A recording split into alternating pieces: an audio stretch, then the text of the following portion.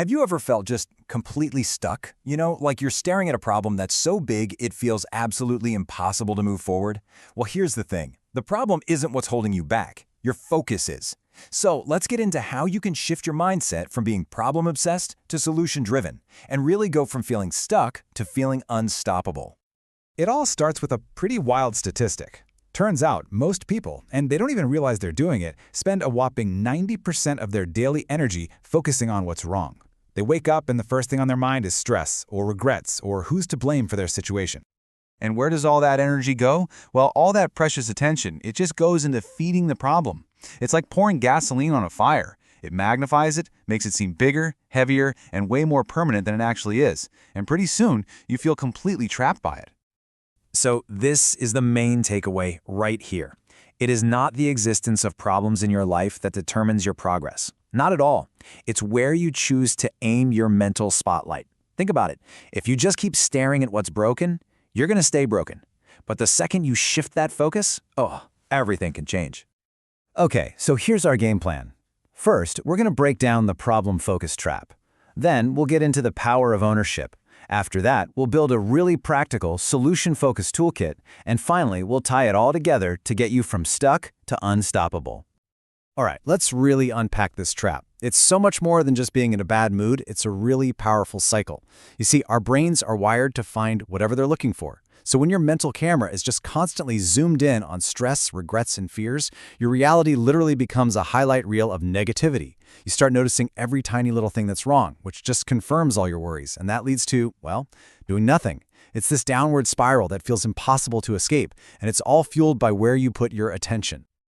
So, the big question is, how do we break this cycle? Well, it all starts with one single powerful principle: radical responsibility. This right here, this is the pivot point. It's the decision that stops that downward spiral dead in its tracks and actually starts the climb up. And this distinction is so important. Radical responsibility isn't about blaming yourself for every bad thing that's ever happened. It's not about fault at all. It's about taking back your power. It's that moment you decide to stop waiting for someone else to come and fix your life, and you start owning your response from this second forward. This chart just illustrates the difference perfectly. Imagine two people lose their jobs, right? The blamer, they spend weeks complaining, replaying over and over how unfair it all was, and they just stay stuck. But the builder? They feel the same pain, sure, but they ask, okay, what can I do now? They update their resume, maybe they learn a new skill, and they focus on what's next. One waits, the other builds. The situation was the same, the ownership was totally different. When you ask, why me, you are pointing your focus directly backwards. You're trying to live in the past, and you're just reinforcing the story where you have zero power.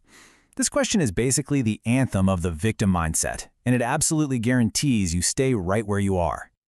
But just watch what happens when you flip the script. When you start asking, what can I do about it? It instantly pulls your focus into the present moment. And guess what lives in the present moment? Solutions, action. This is where you have agency. This one simple question shifts you from being a passenger in your own life to being the one in the driver's seat. Okay, so we get the mindset shift. Now let's get practical.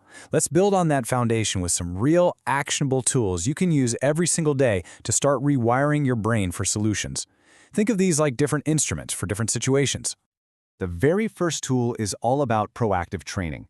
You have to think of focus not as some gift you either have or you don't, but as a muscle. And just like any muscle, it gets stronger with consistent training.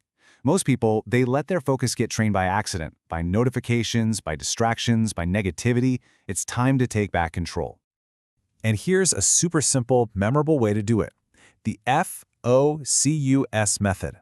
F is for filter. Filter out whatever drains you. O is for one task. Stop multitasking. C is for clock. Use timed deep work sessions. U is for unplug. Get rid of all those distractions. And S is for summary. At the end, write one sentence on what you actually did. This closes the loop and trains your brain to crave that clarity. Oh, this is another huge trap. Waiting to feel confident before you act. But it's totally backwards. Courage is not a prerequisite for action. It is a result of it. You build your confidence by doing the things that scare you. You got to remember, action starves fear. Waiting feeds it. So here's a really simple way to put that into practice, the 60-second rule.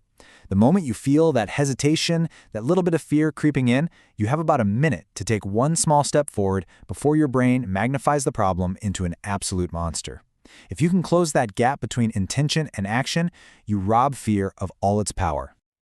Okay, let's shift gears from proactive training to reactive tools for when things inevitably go wrong. Because look, life is going to throw curveballs.